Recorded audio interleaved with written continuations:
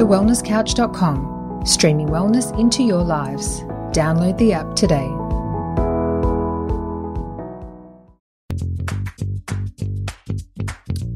This is Up for a Chat with your hosts, Cindy O'Meara and Kim Morrison.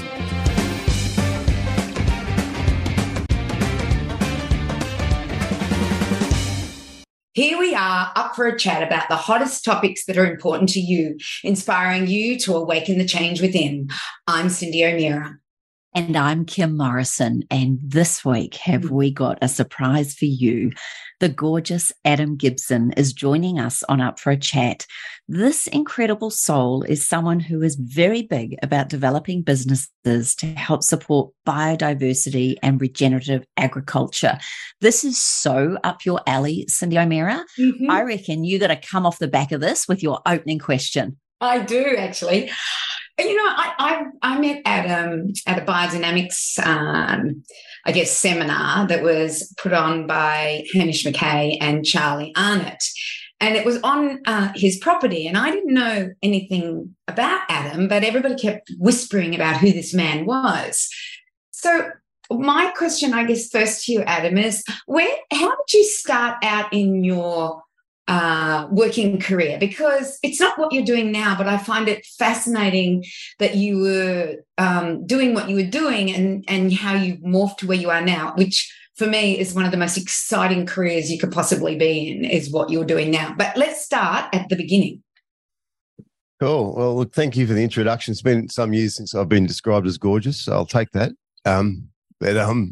Look, I started in the fitness and wellness industry. So I started as a real buffhead in the gym business. So like back in the late 80s, I got involved. I convinced my dad at the time, who was also into bodybuilding. We're both mad into bodybuilding and had grown up kind of, following Arnold and Lou Ferrigno and all the names that everyone knows now. But back in those days, it was this niche, tiny little weird sport full of these big muscly men. And we were both into that, even though I was kind of a skinny distance runner type looking guy. And I convinced my dad, let's buy a gym together. And there was a gym that we were training at was going to go broke. And we decided to buy that gym, and we picked it up and turned it around. And 17 years later, I was still in the business. So I was in the fitness industry for a very long time. And in that space, I was, watching an industry go from a spit and sawdust backyard industry to, what it became over that sort of 15, 20-year period and what it is now. It went from a nothing industry to a multi-billion-dollar wellness industry where there's gyms on every street corner. At the time, there was 3 gyms in Brisbane, I think, total, and we were one of them. So, 3 big gyms. So I watched that industry grow, and I was involved in, I guess, watching wellness expand and become something it was suddenly for everybody. So, everyone got involved.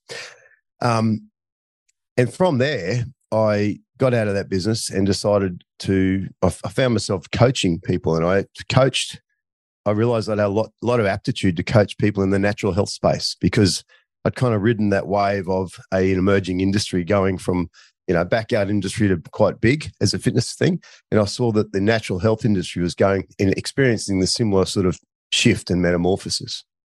So I coached in the end over the next 15 or so years, thousands of health practitioners, natural health practitioners, including nutritionists, integrative doctors, I had a couple of integrative pharmacists, which is kind of not even a real thing, but, people who are pharmacists into that thing, chiros, naturopaths, acupuncturists, and so on, et cetera, et cetera. So I had a really good background in seeing the patients, the clients I was dealing with, all were working with people at the end of their tether with chronic disease and getting to the point where they're like, I've tried everything and nothing's worked, and here I am. I go back to these natural therapies looking for a solution. And in nearly every case, not everything, but for the most part, it was all about nutritional environmental medicine. In other words, the nutrition was wrong and the environment was toxic as the underlying cause of so many problems that my few thousand clients who were practitioners also had thousands of clients of their own. So I kind of got this filtered understanding that our society in general was not on a very good trajectory health-wise, because people were getting sicker than you'd believe in the newspaper every day. And they're winding up in these clinics, and nutrition and environmental toxins were, overwhelmingly the problem. So I got to, long story short, I got to the point that I realized that was the place I'd like to make an impact in, was in shifting how our food system operates and starting providing, I guess, I was very motivated just by thinking, well, I want every child in this country to be eating an organic dinner every night, not just those who can afford it. So there was a really basic thing for me being a parent, was like, surely our kids deserve clean food and clean environment as a baseline, not as a privilege. So I launched myself into the regenerative space. That's kind of the short version. Yeah, it is a very short version. I want to just take you back a step, and I want to, where I really got to know you, and that was over the last 3 years, over the pandemic or plandemic, whatever we want to call it, and how you stood up amongst many people as a father, as somebody who wanted to make an impact on what was happening, and gather a community together that could be helped through this. And with you, it was you, Greg Carlson, and Charlie Arnott. And it's so funny when you three stood up and started Parents with Questions. You know what I did? I said, thank goodness, three men are standing up and are about to, make a statement and help other people that are thinking something's not right. This doesn't make sense. Why are we injecting our children, number one, with an experimental vaccine that we don't know what's going to happen?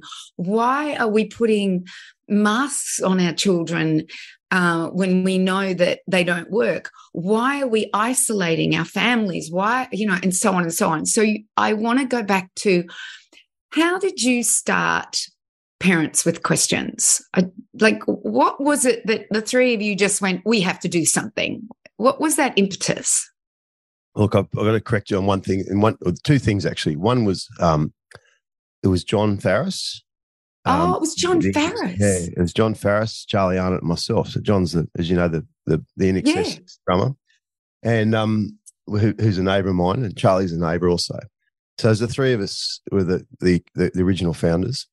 And the other part I want to correct, John, is that you said not inject our kids with something we're not knowing what would happen. Well, the reality was at that point we did know what would happen, and I watched what was happening.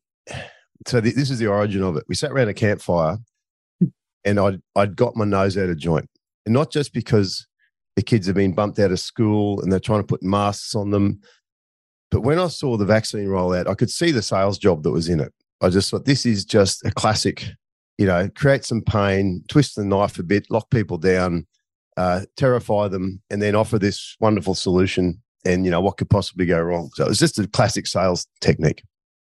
As a salesman all my life, I could see it. But I also saw this as I looked up on the TGA website at the time. The kids rollout hadn't started, but the adults had been getting the jab for a little while. And I can't remember the exact numbers of how many people had it, but on the TGA website, it had listed at that point, this was I can't remember what date it was now, but months before the kids rollout happened. There was about 555 or so deaths reported from the jab on the TGA website officially. And they said, they died within 2 weeks. And some sort of clause along the lines of they died within 2 weeks getting the jab, but deemed unrelated after an investigation. And I rang them up and said, can I have details of that investigation? Of course, I couldn't get any kind of answer from them. And then I got an answer.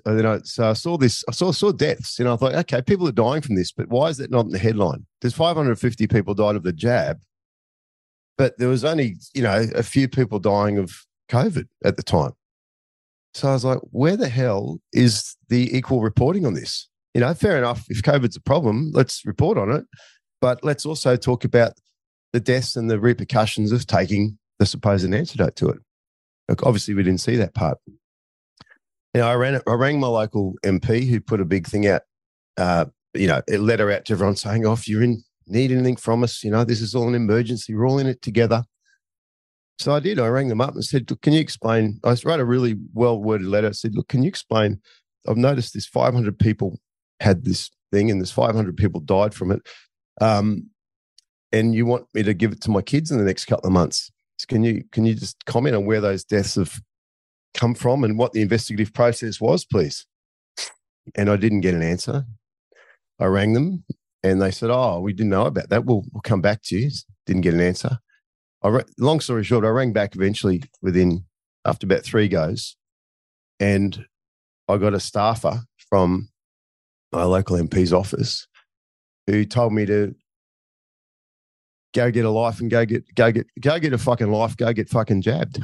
Oh. All right. And wow. That was the MP's office, yeah. Wow, it's and right, Kim. Yeah. So I was like, wow, this is obviously a big topic for these people to go so ballistic. They're obviously under pressure.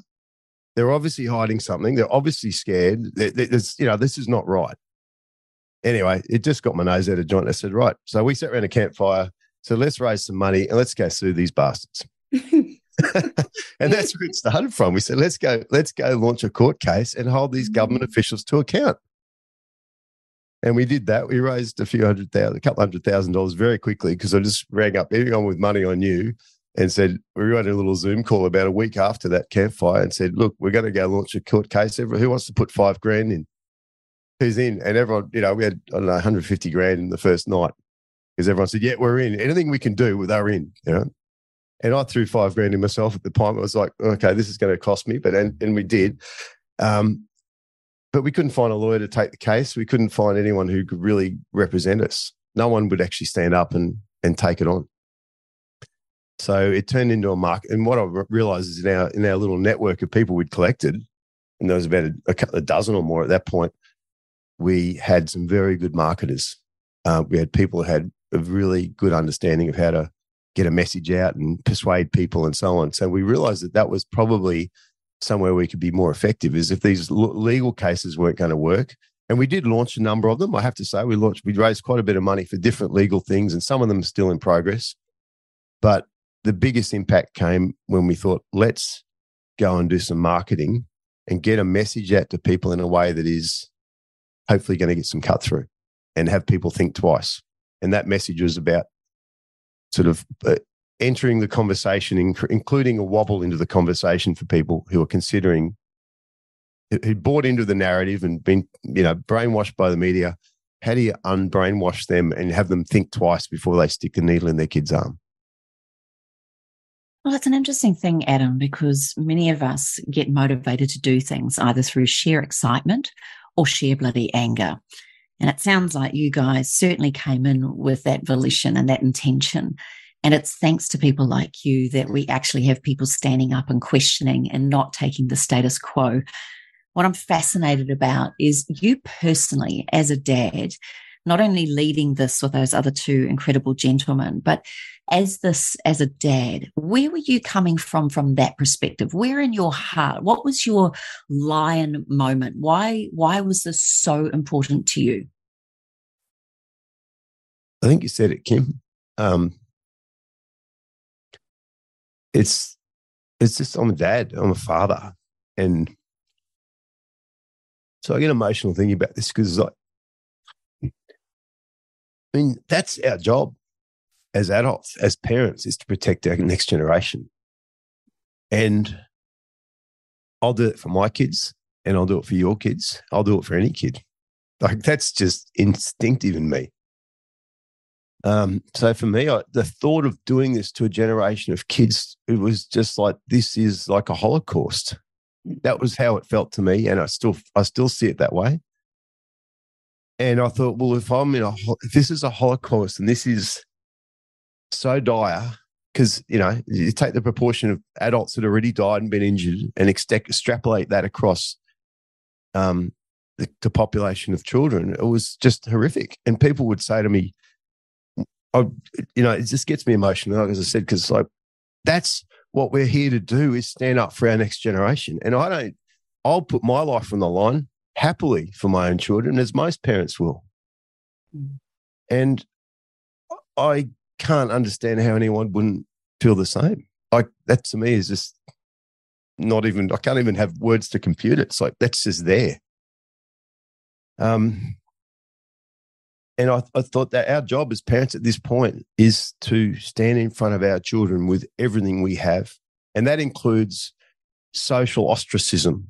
That includes leaving school if we need to. That includes losing our house if we need to, losing a job, losing family, like whatever. You can take, and I've said this all along, and I stand by it, is that you could take whatever you wanted from me. You could rip me of every asset I have, every friend I have, every whatever you want.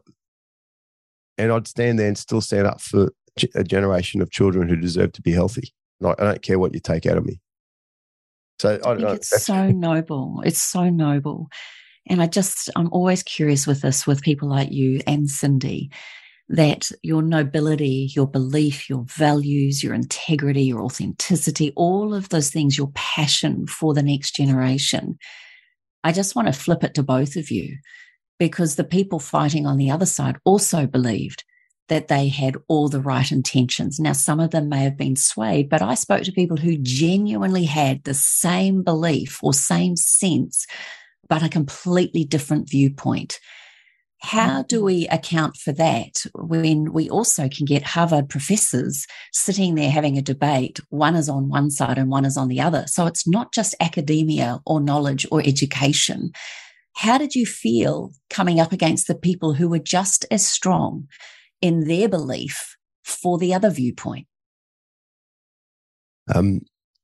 Look, it's a really, really good question. And I think the essence of why our movement had some success was in understanding that was exactly the case. That the people who were, for the most part, I understood that anyone who was about to put a jab into their kid were doing it from love, for the same reason I would not do that to my child. And they were doing it because they love their kid and they want to protect them.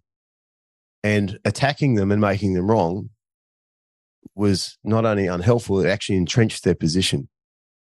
So I think where we came from, as passionate as I am about it personally, and how much, see, as a man, this is what I think I recognized, that every part of me wanted to go out swinging punches. I wanted to go and fight anyone, anything. Go, show me who to destroy and I'll do it.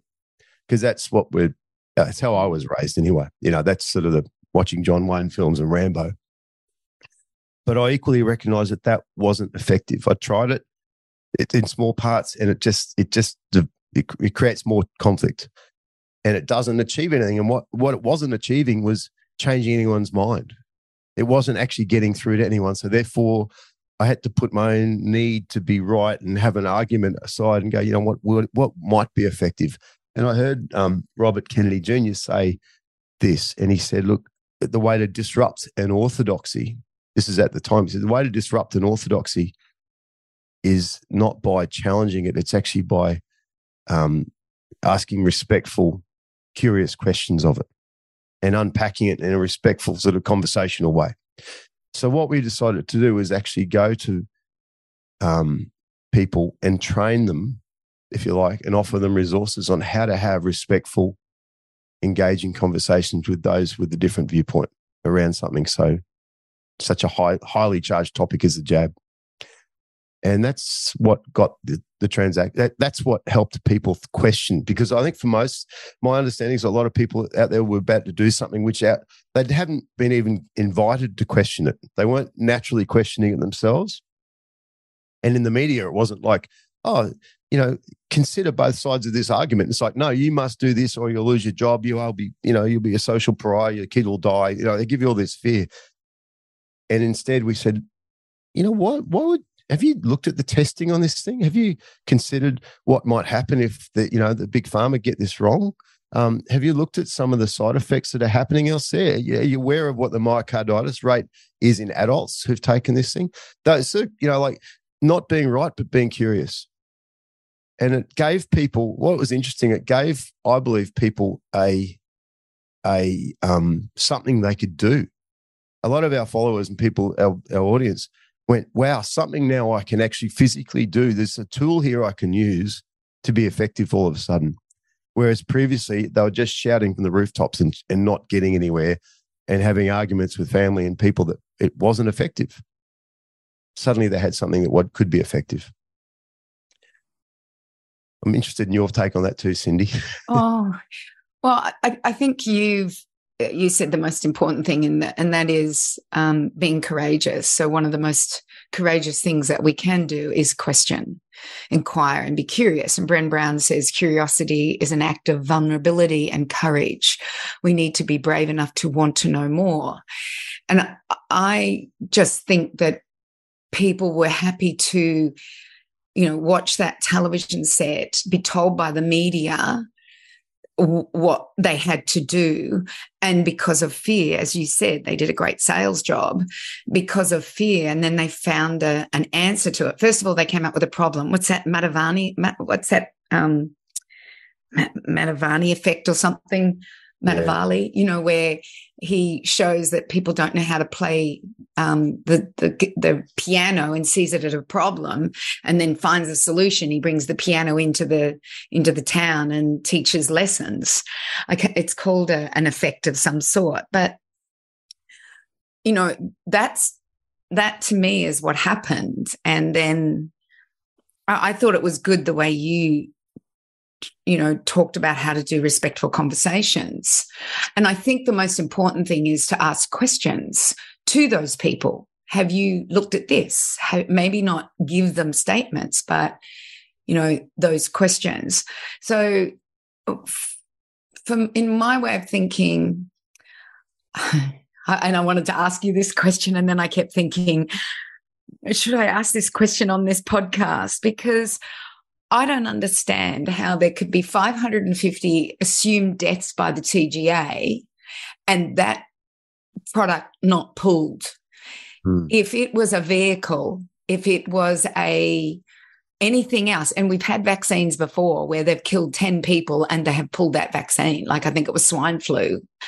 I never could understand that. So my question to you, and I'm going to throw it back at you, is do you think there's an agenda here that is to make us sick and to keep us sick and to keep us not questioning and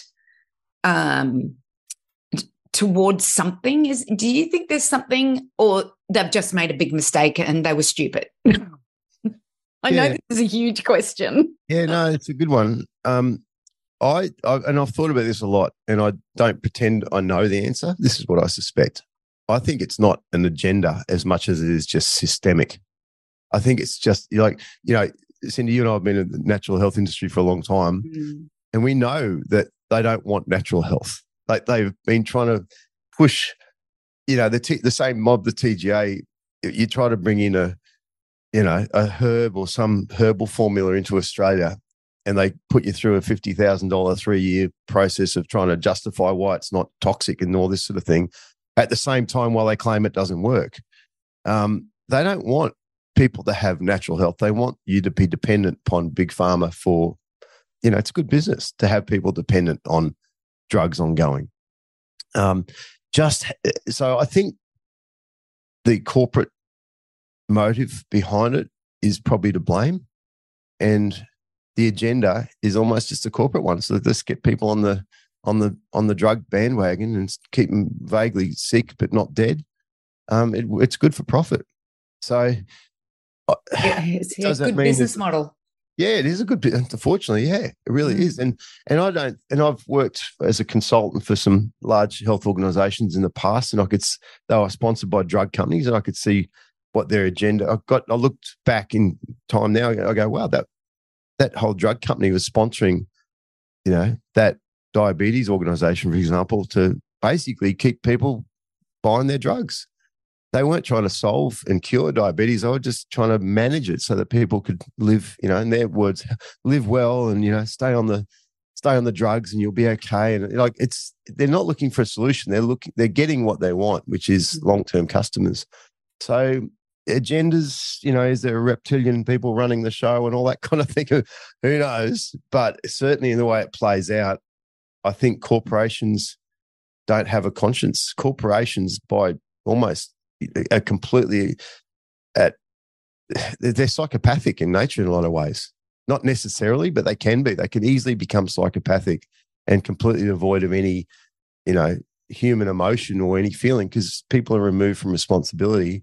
And therefore, they go, well, my paycheck, the same reason people took a jab to keep their paycheck and keep their job is arguably the same reason people work in those organizations that say, well, we'll just sacrifice, this amount of kids are going to die. Well, it's just part of the profit equation. But, I keep my job and I've got to pay the mortgage. It's the same sort of motivation. Mm-hmm. So I don't know the answer, but I know that it's probably deeper and more corrupt and sicker than we'd probably suspected. That's probably the biggest shock of all. And it is the agenda or the people running this thing, the depravity of it is probably taken. It's to see the amount of deaths and to see people continue with it. It's like, remember when there was a needle in you mentioned car seats, but remember there was a needle in strawberries years ago? Yes. Right? No one ate bloody strawberries for months. Mm. And yet you can die of the jab and no one's going to mention it. And it's like, it doesn't make sense. No. And it doesn't make us conspiracy theorists to say, look, let's not eat strawberries for a while in case there might be a needle in it. It doesn't make us mad. It makes us clever. Mm. So I don't know. I'm giving you a long answer to No, that. it was perfect. And, I just have to add something there. Like the TGA has now, I don't know exactly what they've done, but we have a product that's got ashwagandha in it, and we have to remove it immediately. We cannot have it in that product anymore. Otherwise, we have to get some incredible approval like you were talking about. And I just thought, wow, hasn't killed anybody, but we have to remove it from our product immediately. Mm. We have to, all of our new packaging has to be destroyed. 10,000 bottles have to be destroyed because on that has the word ashwagandha. There's not a 2-year phase out. There's not, it just blows my mind, the stupidity of what they're doing. With their regulations, and ashwagandha is an adaptogen, and it's well known in countries all over the world, and yet in Australia it's got to be taken out of these products. Like ours is a green powder. It's food. That's all it is. It's just a food, but we have to remove it. And the thing is, I said, pardon? It obviously works. Otherwise, they wouldn't attack it. Yeah, exactly. But going on from, what you said is that, you became, you looked at law cases, you helped people have conversations, respectful conversations with the other side. So you went through that whole thing and you just decided that, well, I know you just didn't decide, you've had 30 years or 20 years of understanding this, that you wanted to make a difference, that you wanted to make sure that the next generation and this young generation that we have with us has the ability to be healthy, has the ability to source good quality foods. And I thought what you did was a stroke of genius. Would you like to explain to our listeners how you came up with the concept of family farms? Yeah.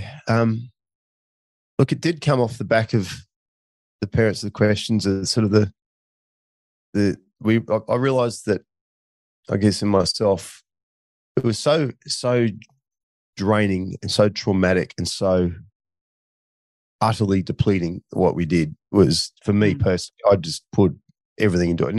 It nearly knocked me off my perch. I can honestly say it really did it took me a lot out of me personally, health wise and well-being, and I was kind of in PTSD or something afterwards, I think.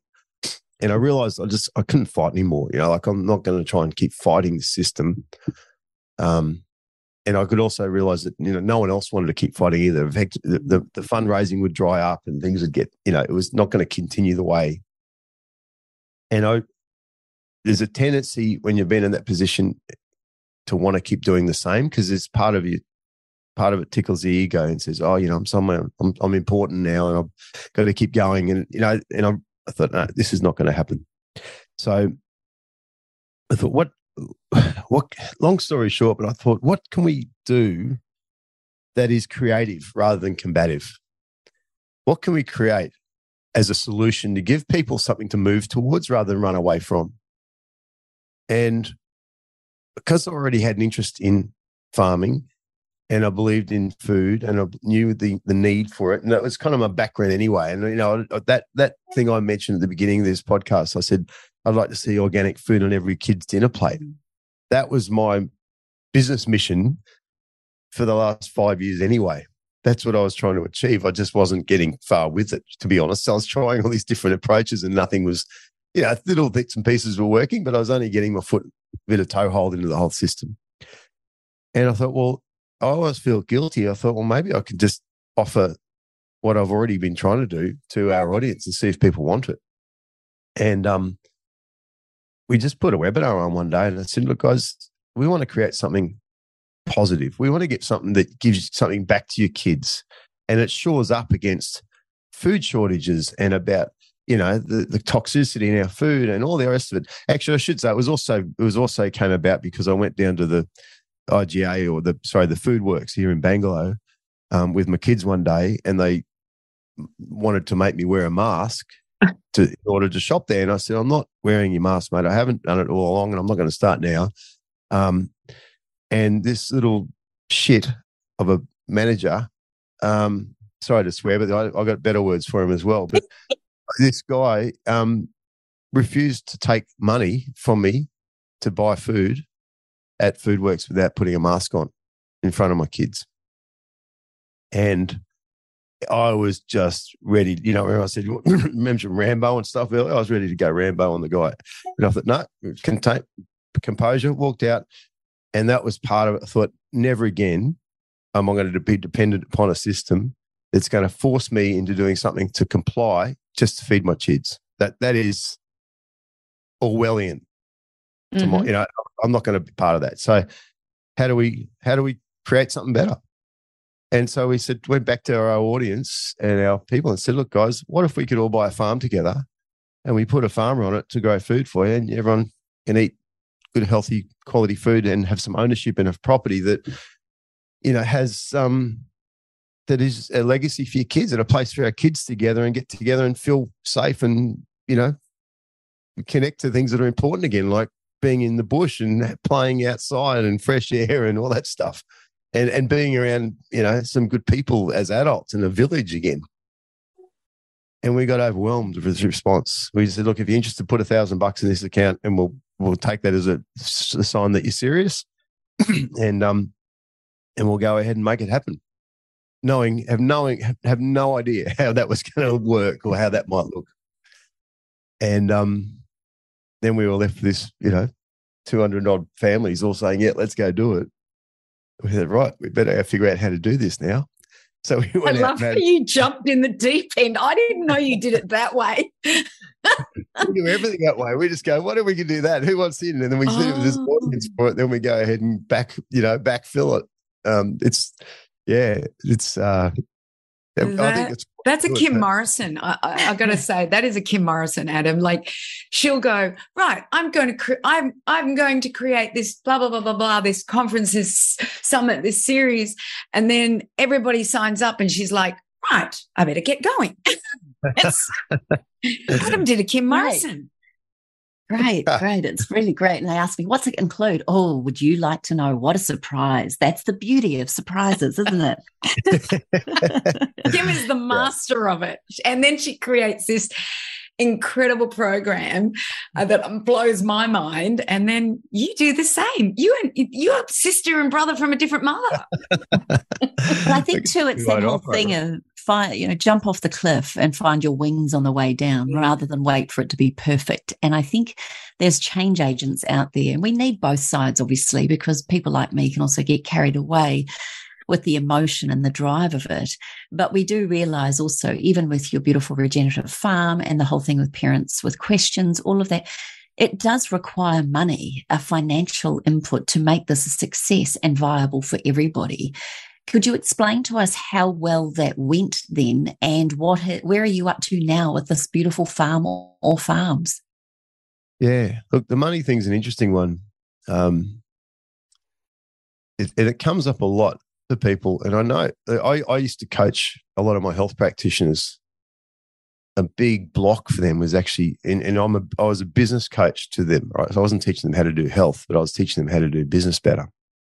And their biggest block, overwhelmingly, was around their ability to receive money and their preconceived beliefs around money. And if it was evil or pass it through an eye of a needle or whatever the hell, like all that conditioning we get as kids around money was massive in terms of how well their business would work. So a lot of the coaching we did over the years was around the concept of money and our beliefs around it and how well we'll accept it or use it, or if we see it as a tool or if it's evil or whatever. And the same goes in this instance. I recognise that it's not possible to be effective if you're fighting against the government. If you haven't got two bob to rub together, you need a big pot of cash in order to be confident in what you do. And likewise with the farms, and I think that's what I'm getting. It's people. They expect these things, these sort of projects to happen all for free and for nothing. And I'm like, it's not how the world works, unfortunately. Like I need to make a living and I need to get paid, and everyone else does as well. So getting people to commit financially to it is a big factor. And it does a few things. One, and it means that they're committed. That word is important. Commitment doesn't happen until you put your money down. And the good news is a lot of people are able to do things like access to self-managed super and get creative about where they put their money. So I guess on the topic of money, people are also worried about, should I leave it in the bank, or, should I be buying gold, or what do I do with it? There's a bit of uncertainty around that. So putting some money into some land and owning a bit of real estate, or a share in some real estate, which is one of the fastest growing assets. Rural real estate is the fastest growing real estate asset in Australia right now. And it's backed by something that people don't get sick of, which is food as a commodity. So it's, there's reasons to invest in it that go beyond just the Freedom Network or earning food. It's like, it's not a bad investment in itself. So sorry, I'm going off topic there with the money side, but it's a big thing. To have the money to do it is important. And and people often say, well, if you don't have the money to do this, it's not fair because not everyone will have access to food. My approach is these early phase projects need to get started with people who can afford it. And once we get them established, then we've got capacity to feed others. Once we've got lots of farms all over the country going and a food system running that is superior to Coles and Woolies and so on, we can feed a lot of people with that. It's not excluding people at that stage. It just needs to be financed initially. And that's what these first few farms are doing, is we're getting a model moving. We're getting it's a community model. And it's about people, like there's a big heart share with these things at the moment. People are coming together with their heart and their wallet, and they're trying to make something better for their kids and for themselves.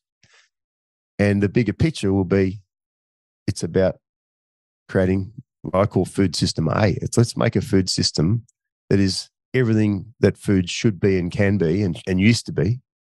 Local, and it's chemical free, and it's nutrient enhanced, and it's grown with love and understanding and ethical treatment of animals and the ethical treatment of the soil. Has that's the sort of food you want. High energy food is what you want on your kid's dinner plate, not some commodity that's been churned out, through an industrial process. Where chemicals, the plant is created as a resistant to a chemical, not for its nutritional value, or for its high yield, not for its nutritional value. It's just like our food system is so broke, and what you're doing, Adam, is creating a food system and a multi-state food system that's local and owned by the people. Can I just describe to everybody what it felt like to be on one of those farms. I had the opportunity to go to the Sunshine Coast farm and at the open day. And as I parked my car, there was somebody else just getting out of their car. And she just went like this. She goes, "This is my farm." You know, she was so excited. She obviously was bringing her parents and her husband was with her. And she just said, "This is my farm." And it was just, I got goosebumps, absolute goosebumps. And to see everybody camping and collaborating and helping, and the vibe, if I can call it the vibe, was elation, excitement, solution. Everything was just, it was the most energetic, I guess, farm opening day I've ever been to. So, you know, and this was your second farm that you had purchased, as far as I know. You might have purchased more, but this is the second farm as a community that you have purchased. And I still hear people talking about it, by the way, on the Sunshine Coast. Oh yeah, I've got a share in that farm. So what you're doing is, I think you're giving hope. You're giving people back control of their food supply. You're giving people back control of their health. You're giving people an opportunity to have a place to go, to get out of the rat race, to learn how to grow foods, to be part of the food growing, a food growing community. I could just accolade you to the ends of the earth of what you have created, and you have created. And one of my greatest things that I say is, I want to create a tsunami of change. You have created a tsunami of change. And I just want to take my hat off to you. So I'm sorry I interrupted you. I just get so excited about what you're doing, Adam.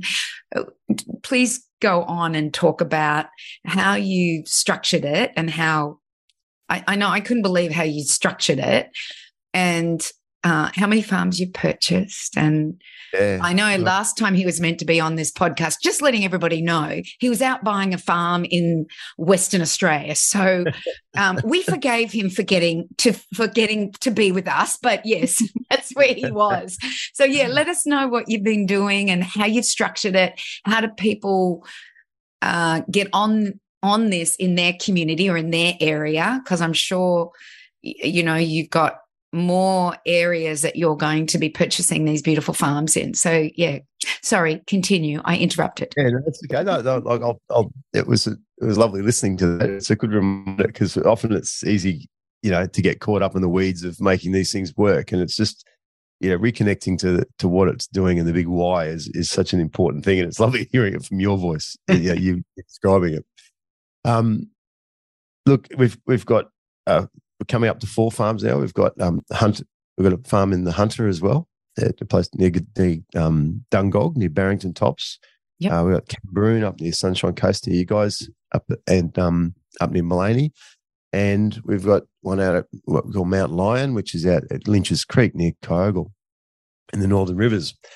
And all 3 farms of those farms they're just beautiful. They are just epically beautiful properties that you get there and go, wow, the energy. They've got mountains, and they've got national park and clean rivers running through them. It's quite spectacular country in every case. So they lend themselves to camping and recreation, but also to production and to food. And that model, and the way we've done it is through a process called fractional ownership, using a model called a platform called bricklet.com.au, I think it is, Bricklet. And the fractional ownership is using something called equitable interest. So a company buys the farm, and all our shareholders, if you like, have an equitable interest in the property. So it allows us to operate and, you know, not fall under the ASIC's sort of jurisdiction, not become a managed investment scheme, all those sort of things. So we've really particular about, making sure we tick all the boxes and follow the rules in that regard, because we're raising significant amounts of money to do this as a group. We don't want to be, falling afoul of the regulators. So the system is relatively simple. Now we've got it set up, but it took us a year of, a lot of legal investigation and going up a lot of dead ends and dealing with regulators and things to get to the point we're at. But the system is about a commercial farm. So we're actually buying the farm as a commercial ongoing concern. So it's not relying on everyone to turn up like the Amish and do it all together every weekend, even though that's a really nice model. But in modern life, it's actually like you buy the farm, we put a farming team in there to run it, and the farming team delivers produce and food back to us as customers. So we are the owners, but also the customers of the farm. And we could excess food will be sold outside of those us as owners, but the key thing is we buy the food back from the farm, and it's a commercial transaction, and the farm makes a little bit of money and maintains itself and is a profitable ongoing concern. So it evolves each time, and we're about to, as you know, WA, we're about to go to a settlement on a farm out there today, in fact, hopefully. Exciting. Yeah, and that's a really nice food producing property. They're all regenerative farms. So we're all about following regenerative principles and giving back to the soil and to the and make sure we have good treatment of animals and so on. So it's all using that chemical free and regenerative methods. But I think a key component to consider is there's two things probably worth mentioning, and one is the social part of it. There is a community owned asset. It sounds great, and it is, like, I believe in it wholeheartedly, but it does require another leap in consciousness and self-awareness of everyone involved in order for it to work well, and including myself as part of it. You put all those people together with their hearts on their sleeves, so invested in it. As you said, Cindy, it's really a lighthouse of what's possible. We're really showing the way forward, and I believe that is ultimately what we're there for, is to reconnect people with something that is possible for everybody. But it's a creative process. It's not, here's a solution in a box. It's not saying to people, here, we've created everything and thought about everything. We've created a framework, and now the community steps in and effectively runs the thing. And so in other words, we don't manage these farms ongoing. And we're not allowed to. ASIC doesn't allow parents with questions to do that. Otherwise, we become a managed investment scheme. Our job is to empower the community to take it on with as much in place as possible.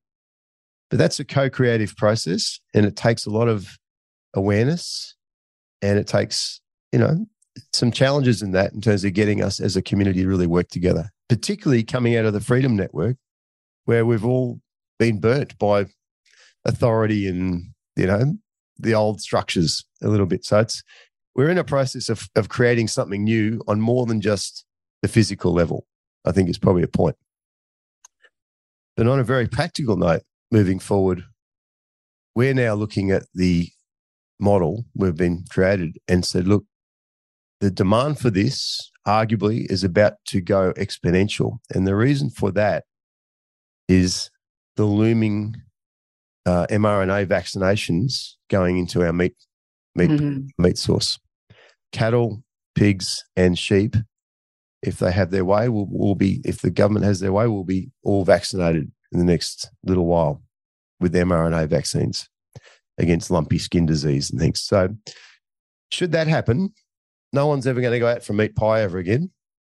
No one in our community anyway. No one's going to eat out again.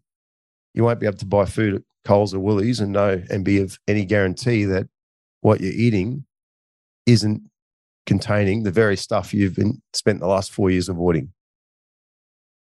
And what that does to us and our kids and who else, who knows? Who knows what that stuff's going to do to us? So that is a fundamental, a seismic shift in the food system that's looming. And the only workaround I can suggest that I've got, the way I understand it, and I'm not saying this is foolproof by any means, but is you need to own your own meat source, and you need to know exactly what goes into that, have control over it, have control over the growth of it, the care of it, the husbandry, everything that goes into it, and the killing, the abattoir, the process, that all needs to be under your control as well in order to guarantee where your meat's coming from. So if you I would foresee that unless you own your own cow on your own property, and you're able to slaughter that animal and butcher it on site and eat it as an owner, you're not going to be able to send it to an abattoir because they'll need a vaccination certificate. That's a prediction, not a promise. That's my opinion. But that's where they will stop you getting into a commercial abattoir, I believe, if you're not vaccinated. If animals aren't vaccinated, they'll regulate it all so that you're up against it. You're going to be really up against it. A lot of people will be turning vegetarian, I think. So the demand for having your own farm and your own access to your own meat is probably it's arguably never been more important. I have to say that I think that you say that we won't have meat, but I'm going to beg to differ. We've got this amazing new thing called lab meat. Yeah. What could possibly go wrong with that? What could possibly go wrong? So I got to tell you, I looked into this, Adam, this lab meat, and on the surface you look at it and you go, wow, whoever thought this up and whoever figured this out, they're pretty smart how they've figured out exactly the medium that cells need to go on, how they get the cells out, how they scaffold it, how they harvest it. Like, you really have to take your hat off because it's complicated. Like, it is really complicated. But because they're using animal serum in order to bathe these lab cells in it, it's not vegan in any way. There is, I don't know if it's the death of an animal or whether the animal is bled and that's where they get all these serums from. But because of that, they have to now create the component, each component of the medium that the lab meat has to be in order to grow. So you're looking at hormones and immune factors and serums, and you're looking at all these things that they have to synthetically make in order to grow this lab meat. And I just go, oh, I have a cow on grass that has a bull with it, and I don't know what they do, but another cow comes out and we multiply. Yeah. I just don't understand. It's a junk food. It is a definite junk food because the scaffolding that they use has pegs in it. So, and Kim knows about these polyethylene glycols and how they affect the human health. It's beyond comprehension. So, Kim, I'm just not sure people are going to go to lab. Just not sure. Yeah, and then. You have to remember that I think what, Adam, you said previously or just at the beginning is you were trying to program the thoughts and beliefs around what the vaccine, for instance, or perhaps that's now lab meats, whatever it is. Ultimately, we are a hypnotized race. We believe what we see on the box. We believe what our doctors say with respect. We believe what the medical system, it used to be the church, and perhaps it still is the church. I remember Cindy saying years ago that hospitals have now become the new churches of our era. I'm curious to know from your point of view, Adam, we've talked a lot about the doom and gloom here with some possible scenarios from your perspective, but I want to ask from the bottom of my heart and on behalf of both of us, do you see hope? Do you see that good will prevail over any of the evil or perhaps the agendas that we've spoken of? Is there light at the end of the tunnel for us and future generations? Look, yeah, I think about this almost daily, so I'm sure most of us do at the moment. Look, I'll give you a practical example of what I see happening. People at the moment, every time we buy a farm, everyone says, "Oh, but what about the in WA at the moment, they've been saying, oh, but if we buy a farm and there's this Aboriginal cultural heritage law that they're putting over people and, destroying farmers and mines, and they're trying to really, I don't get into the politics of that, but, they're putting the control mechanism over farms that everyone's very concerned about. They seem to have repealed it, but it'll come back, or something will come back at one point. But so in other words, everyone gets very doom and gloom about what might happen. And I say to people, yeah, you know what might happen is that they'll push this thing on, and the harder they push, the harder they squeeze, the higher we rise. Every time control comes in, every time they push hard, the human spirit bounces back harder and quicker and more robustly. That's one thing I know for sure.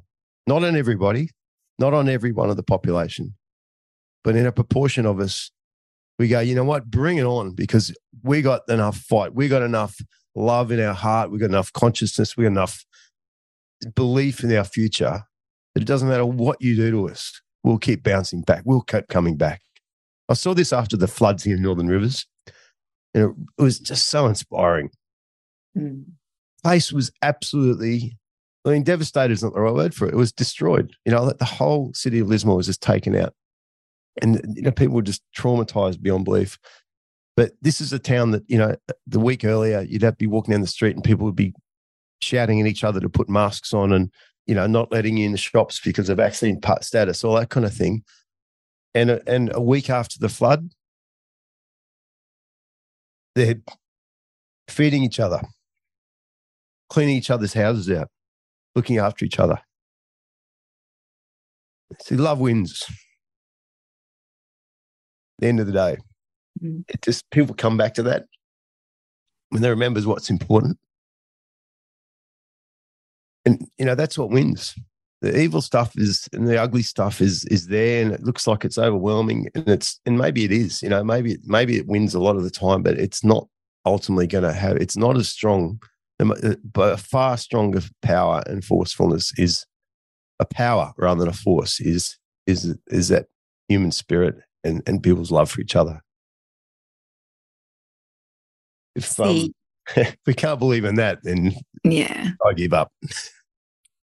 See, Adam, this is why you and Kim are siblings from another mother, because she sees the world like that too. She may have asked that question, but I don't know of anybody else who, and this isn't a derogatory term, this is a loving term. She sees the world with rose-colored glasses, because there's nothing we can do about whatever's happening out there. We can only be the change agents for ourselves and our family and perhaps our community by buying local organic foods or buying up land, making sure we know where our food is coming from, using cash, not supporting the big multinationals, not supporting people that are not telling us the truth.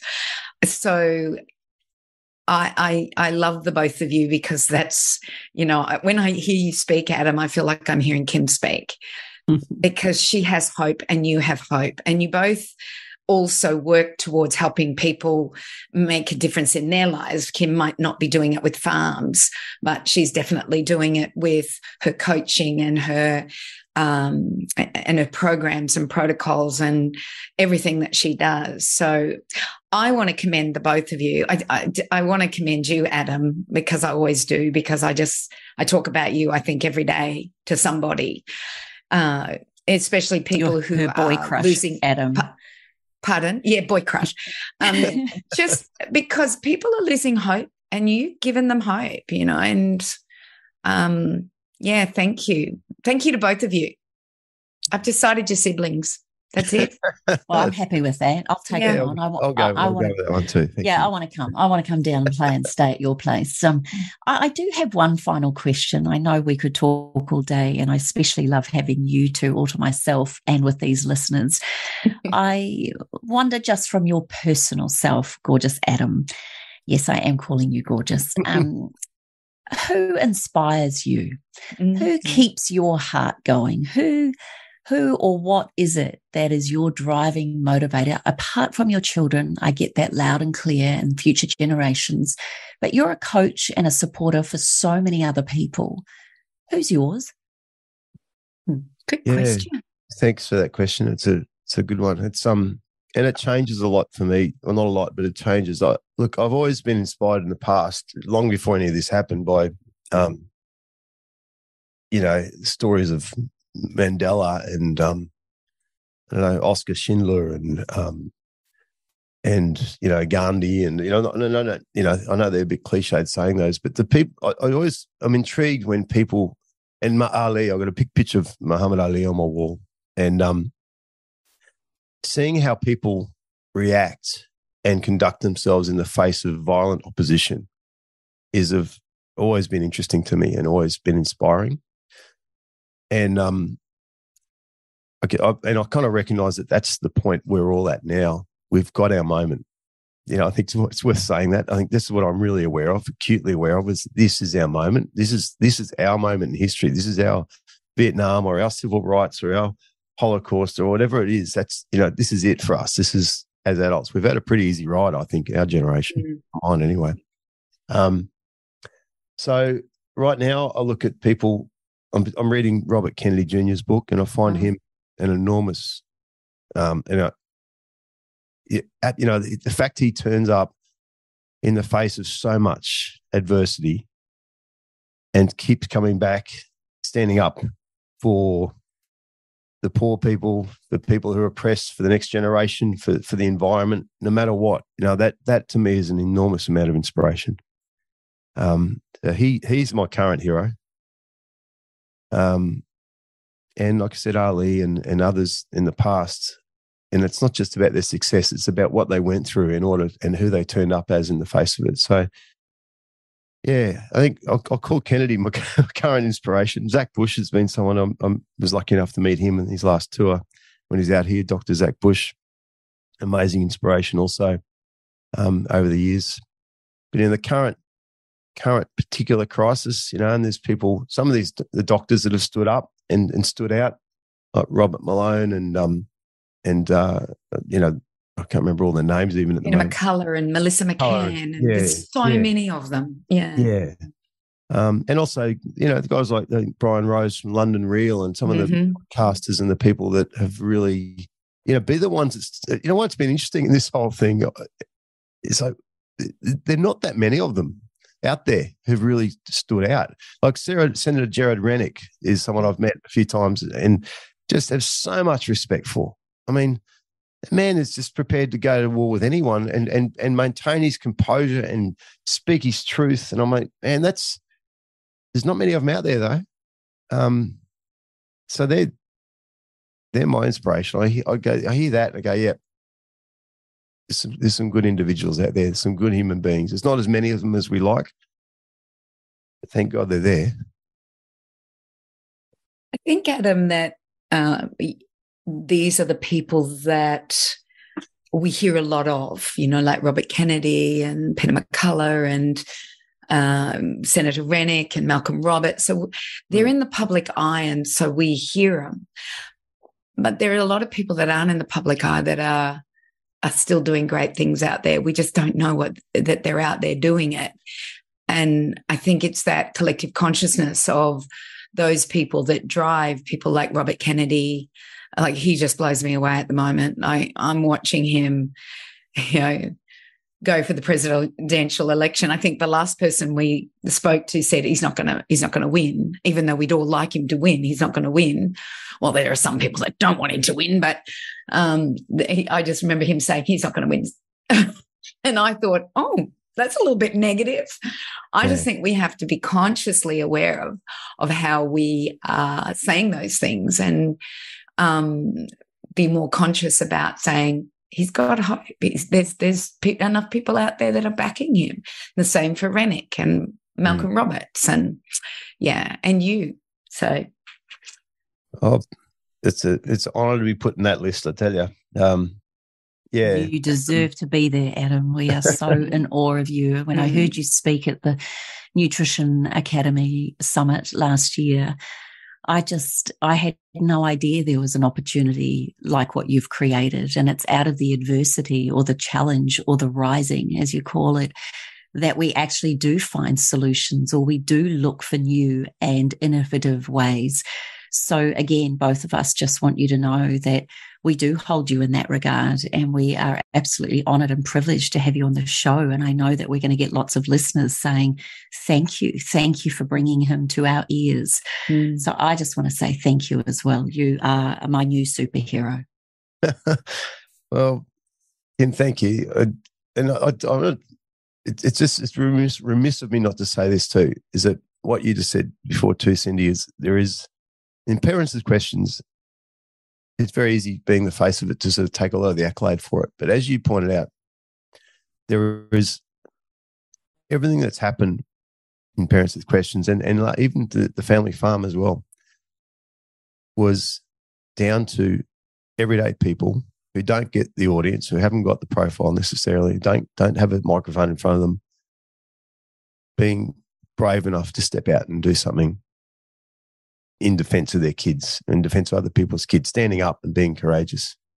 And that's what made Parents with Questions work, and it's what's making these farms work, is everyday people who can become heroes. And I've been quoting myself all along on this one. So this pandemic and everything it's created and all the upheaval we've been through, there's cowards being exposed and there's heroes being created. And most of those heroes, mums who have that tough conversation with their friends over coffee morning about whether the kid gets a vaccine, or the family that scrapes together enough money to buy into the farm because they want their kids to have a bit of future. They're the ones I get a lot of inspiration from. So if somebody wants to be a part of a piece of land in Australia that's productive and has camping and recreational facilities available to them, if somebody wants to do that, how do they get in contact with you, Adam? We have a website called thefamilyfarm.com.au, and I think it's ask@parentswithquestions.com.au, but just through the website, we've got a contact there. You can express your interest and put your name down and say, this is the area I'm in, this is the region I'm in, this is what I'm interested in being part of. I hope to launch soon an opportunity to simply just a coaching program for people to do this for themselves. So in other words, rather than saying we'll do the farm for you, we're going to teach you how to do it for yourself. So we want to see these things everywhere. So if you're even considering it or would like to be part of it, I encourage everyone to be be on our website and our mailing list and our email list, and we can stay in touch and we can help you make it happen. So thefamilyfarm.com.au. So just to reiterate about the coaching program, so that's to coach somebody in an obscure area, say in Australia, to collect a community together to purchase land. Is that what that's about? Spot on. Yeah. Oh, wow. Yeah. And again, I'm putting my foot in. I'm doing what you do, Kim. I'm just announcing before it's ready. But Get ready. Get ready. Yeah. There's a real understanding, I think, in me that rather than it's about empowering people to do this. It's in its essence isn't that complicated, but there's some complexity to it, I guess, in the execution of it. So we want to be able to enable people everywhere to do this, because we can't do a farm on we can't feed every kid in Australia based on our model. It's too much heavy lifting. But every kid in Australia deserves access to something like this, I believe, and particularly around the food system. They need to eat well. If we're going to have a generation, we talked about hope before, if the next generation is going to be able to really thrive with what's being handed to them, a solid foundation of good connection to nature, understanding themselves, and a healthy diet is the fundamental from which, they're upon those shoulders. That's the foundation they need to stand upon. So in that regard, we'd like to see this food system happen in every community, in every part of Australia. And we can coach people on how to do that far more effectively than we can do it for you on our own. Well, you've just blown me away again. Here we are. You do it every time, Adam. I didn't know you were doing this. Sign us up. I haven't even told my business partner we're doing this yet. I knew you were going to say that. I knew it. And we're going to put this out real quick. No. This is just, it's just the understanding. This is how we're going to do it. It's, our, yeah. Anyway, I've said what we said. We'll make it happen because we have got the IP there. We've got the ability to help people do it. And it's we come back to this idea of, it's either entitlement or empowerment. Yeah. And I think our biggest lesson in the last few years is we've all been pretty entitled, myself very much included, in terms of, the government owes me this and the government should do this for us and, or our institutions should deliver that. Well, guess what? We can't trust any of those things anymore. So how do we take control back? How do we be empowered in ourselves as families, as community, in order that, they can't control us? This is the essence of the farm, is being uncoercible. That's why you want to own a farm, is so you're not coercible anymore. If you've got a community around you, you've got people around you, you've got your food's provided for, you've got a place to go if things get tough. People can't tell you what to do then. Mm. You're not going to be rolling over just because it's convenient. Suddenly you've got a foundation there. And I think a lot of us realize we didn't have that, 4 years ago. Well, not to the degree we need. And this is being uncoercible and then taking that big shift in ourselves to say, you know what? I'll be the hero of this story. I'll go start our own farm. I'll get this thing happening. I'll be the one in the community that stands up and actually makes it work. Because quite often we all do it. And I did it at the beginning. We look around and go, someone should be doing something about this. You look over that shoulder and that shoulder, go, well, hang on, there's only this idiot in the middle. And that's where a lot of us have found ourselves. And I think continually now, more continuously, that's going to be the thing. We all get to the point and go, hang on, I'm the one in the middle of all this who wants to see the change. Therefore, God's tapping me on the shoulder. That's the call. Go make it happen. Be the leader. Go find some new skills in yourself. And if not you, who? And if not when? Or not? If not now, when? So well done, Adam. Mm. We've taken up enough time, and I realise that you're going to have to get starting on this coaching program right now. So that it's make ready it a surprise. when this just podcast make it a surprise comes for out. Everybody. You better go tell your partner. Yeah, he's on holidays this week, so when he gets back, he's in for a surprise. We say, look, this is what we're doing. I love it. I think it's a great idea, and I absolutely adore you, Adam. I just think you're the hero in our story of what's happening in family farms, and to see that you're going to empower other people to do it, not just you, because I know this has taken a lot of your time. And on behalf of Kim and myself, we'd like to thank you for being who you are, what you're doing, how you're changing the world and helping people not be coercible. I love that word. Don't be coercible. Yep. Yeah. So thank you, Adam. Thank you so much, guys. It's been a real pleasure speaking to both of you this morning. I really appreciate it. Thank you. This has been a production of TheWellnessCouch.com. Check us out on Facebook and join in the conversation on Facebook.com/TheWellnessCouch. Subscribe to each show on iTunes and check us out on Twitter. The Wellness Couch, streaming wellness into your lives.